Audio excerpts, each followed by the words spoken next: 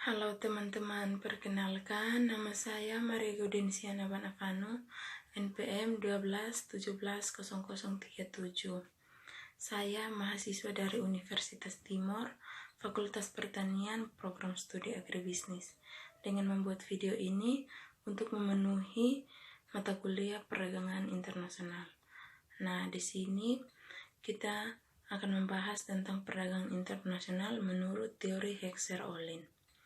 Teori modern perdagangan internasional adalah teori yang dikemukakan oleh Bertil Ohlin dalam bukunya International and International Trade tahun 1933. Sebagian dari teori Bertil Ohlin didasarkan atas tulisan gurunya yaitu Elie Heckscher, sehingga teori ini lebih dikenal dengan teori Heckscher-Ohlin atau disingkat dengan teori HO. Asumsi Heckscher-Ohlin adalah model matematis perdagangan internasional yang dikembangkan oleh Elie Heckscher dan Bertil Ohlin. Model ini didasarkan dari teori keunggulan komparatif David Ricardo dan memprediksi pada perdagangan dan produksi berdasarkan jumlah faktor atau faktor endomen suatu negara. Model ini pada intinya menyatakan bahwa suatu negara akan mengekspor produk yang menggunakan faktor yang murah dan berlimpah dan mengimpor produk yang menggunakan faktor yang langka. Asumsi-asumsi dalam model ini adalah yang pertama, kedua negara yang berdagang memiliki teknologi produksi yang identik. Yang kedua, output produksi harus memiliki skala hasil atau return to scale yang konstan. Yang keempat, mobilitas faktor. Dan yang kelima, persaingan sempurna. Implikasi dari model ini adalah yang pertama, teorema Heckscher-Ohlin. Ekspor negara yang memiliki sumber modal yang berlimpah akan berasal dari industri yang menggunakan sumber daya modal secara intensif, dan negara yang memiliki sumber daya buruh yang berlimpah akan mengimpor barang tersebut dan mengekspor barang yang menggunakan tenaga buruh secara intensif sebagai gantinya. Yang kedua, teorema Rybczynski.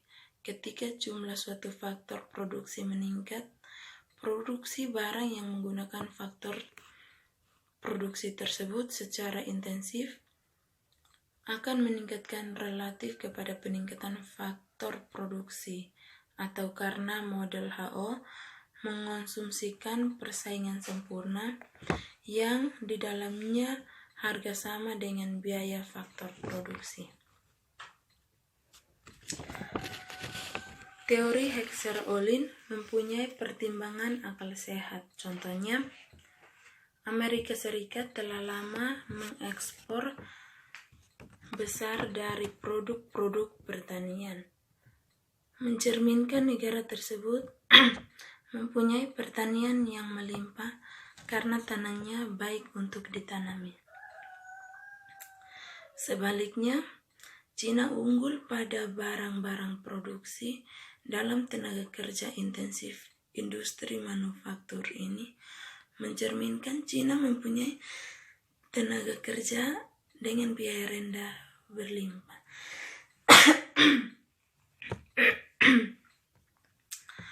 Di Amerika Serikat yang kekurangan tenaga kerja dengan biaya rendah telah memilih untuk mengimpor buruh. Secara relatif tidak mutlak, sumbangan adalah penting. Sebuah negara bisa mempunyai jumlah lahan dan tenaga kerja lebih besar dari negara lain, tetapi menjadi relatif melimpah satu dari mereka. Teori Heckscher-Ohlin atau HO menjelaskan beberapa pola pandangan dengan baik. Negara-negara cenderung untuk mengekspor barang-barang intensif. Menurut Heckscher-Ohlin, suatu negara akan melakukan perdagangan dengan negara lain disebabkan negara tersebut memiliki keunggulan komparatif, yaitu keunggulan dan dalam teknologi dan keunggulan faktor produksi. Basis dari keuangan komparatif adalah yang pertama, faktor endomen, yaitu kepemilihan faktor-faktor produksi di dalam suatu negara. Yang kedua, faktor intensity, yaitu teknologi yang digunakan di dalam proses produksi, apakah labor intensity atau capital intensity. Teori HO menggunakan dua kurva, yaitu kurva isokos dan isokwan. Kurva isokos berbagai kombinasi dua faktor produksi yang dapat dibeli dengan sejumlah uang tertentu. Misalnya, negara A memiliki tenaga kerja yang banyak dan relatif sedikit kapital, maka untuk sejumlah pengeluaran uang tertentu akan memperoleh tenaga kerja lebih banyak dari kapital. Ekspor uang 10 juta dapat untuk membeli 20 unit tenaga kerja atau 5 unit mesin. Jadi 20 unit tenaga kerja sama dengan 5 unit mesin, atau 4 tenaga kerja sama dengan 1 unit mesin. Misalnya di negara B lebih banyak memiliki kapital atau mesin dan relatif sedikit tenaga kerja, maka di negara B pengeluaran 10 juta akan memperoleh tenaga kerja 10 unit atau 2 unit mesin. Harga 1 unit tenaga kerja sama dengan 2 unit mesin. Jadi harga di negara A akan lebih murah apabila memproduksi barang yang relatif menggunakan banyak tenaga kerja dan sedikit kapital, hingga disebut labor intensif. Sedangkan negara B lebih murah apabila produksi barang yang relatif menggunakan kapital dan sedikit tenaga kerja, sehingga disebut kapital intensif. Yang kedua, kurva isokos. Yang kedua, kurva isokwan. Kurva yang menggambarkan total kuantitas produk yang sama. Titik optimal yaitu titik persinggungan antara kurva isokos dan kurva isokwan. Jadi, dengan biaya tertentu akan diperoleh produk yang maksimal, dengan biaya minimal akan diperoleh sejumlah produk tertentu. Teori modern atau Hexer-Ohlin teori. Teori klasik hanya mampu menjelaskan tentang keunggulan mutlak dan komparatif yang memunculkan anggapan bahwa ada 3 faktor utama yang menentukan atau mempengaruhi keunggulan suatu negara dalam memproduksi suatu komoditas. Teori modern mengkaji bahwa dalam mengenai faktor-faktor lain yang mungkin menyebabkan suatu negara memiliki keunggulan komparatif dibandingkan dengan negara lain. Teori klasik tidak dapat menjelaskan kenapa terdapat fungsi produksi antara dua negara, sehingga muncullah pemikiran-pemikiran baru yang beranggapan bahwa fungsi produksi itu sama dan menjelaskan faktor penyebab terjadinya perbedaan dalam comparative advantage adalah proporsi pemilihan faktor produksi.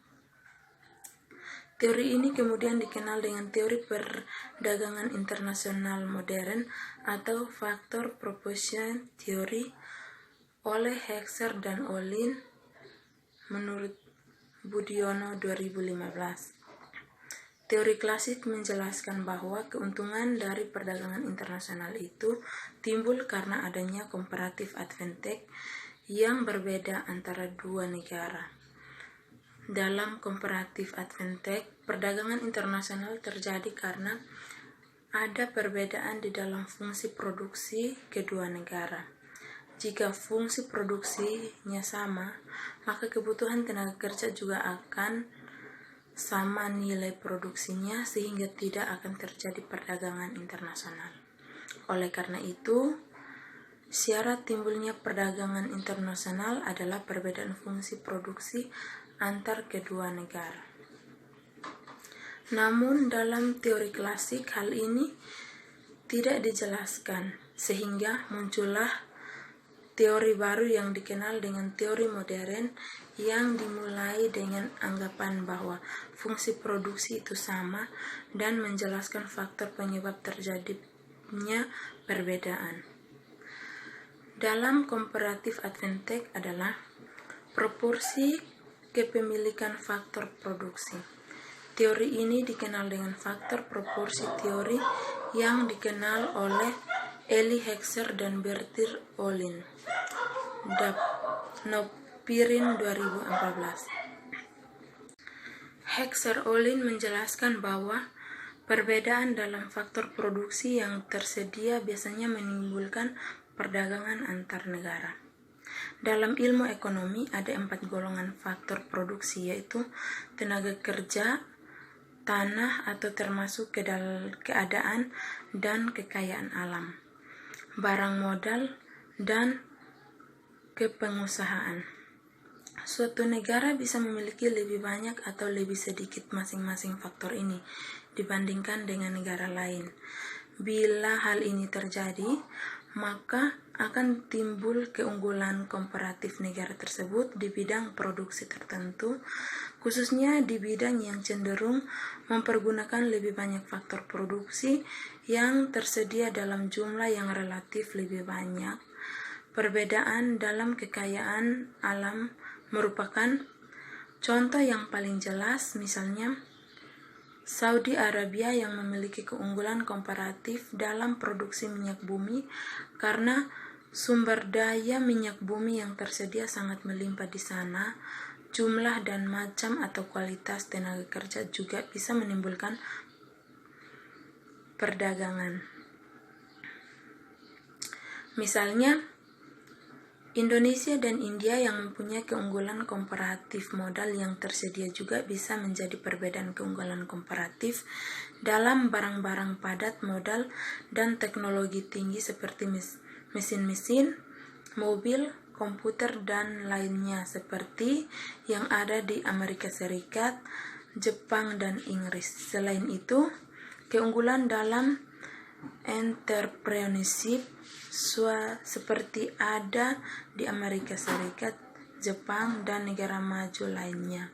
Dalam hal ini, perusahaan multinasional dan perbankan internasional juga menjadi keuntungan komparatif yang dimiliki oleh negara-negara tersebut, atau menurut Budiono 2015.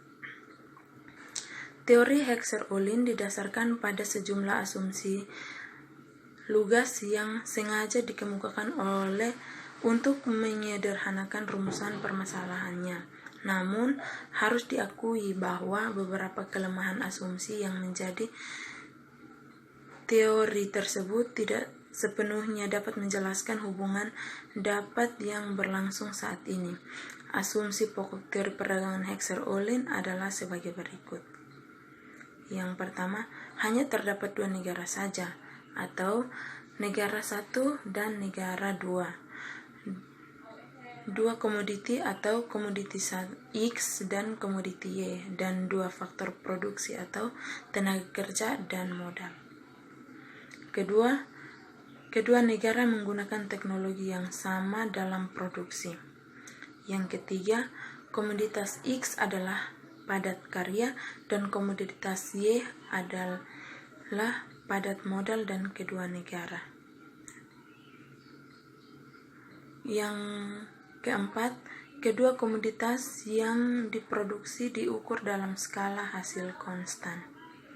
Yang kelima, ada spesialisasi tidak menyeluruh dalam produksi di kedua negaranya. Yang keenam, selera yang sama di kedua negara. Yang ketujuh, ada persaingan sempurna di kedua komoditas dan pasar faktor produksi di kedua negara. Yang kedelapan, ada mobilitas faktor yang sempurna di dalam setiap negara, tetapi tidak ada mobilitas faktor produksi secara internasional. Yang ke-10, semua sumber daya sepenuhnya digunakan di kedua negara.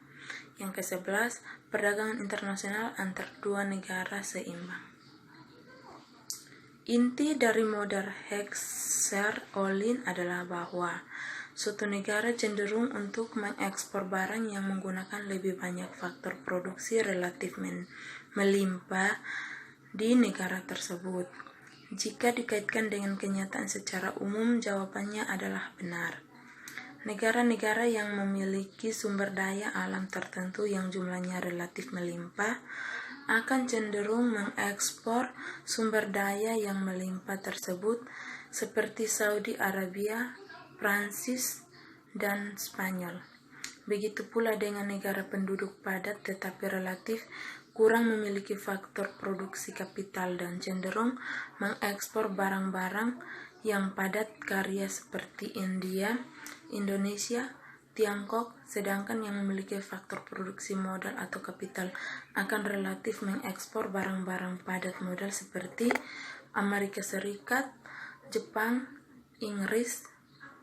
Itu menurut Budiono 2015. Teori Heckscher-Ohlin secara tidak langsung menjelaskan bahwa suatu negara akan melakukan perdagangan dengan negara lain jika negara tersebut memiliki perbedaan selera yang ditandai dengan perbedaan kondisi ekonomi negara yang melakukan perdagangan. Sebagai contoh adalah negara maju akan berdagang dengan negara berkembang.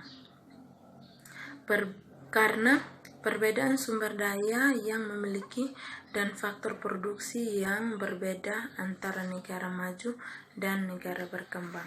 Sekian dan terima kasih. Itulah teori Heckscher-Ohlin yang saya bawakan. Bila ada kesalahan atau kekurangan di video ini, saya mohon maaf.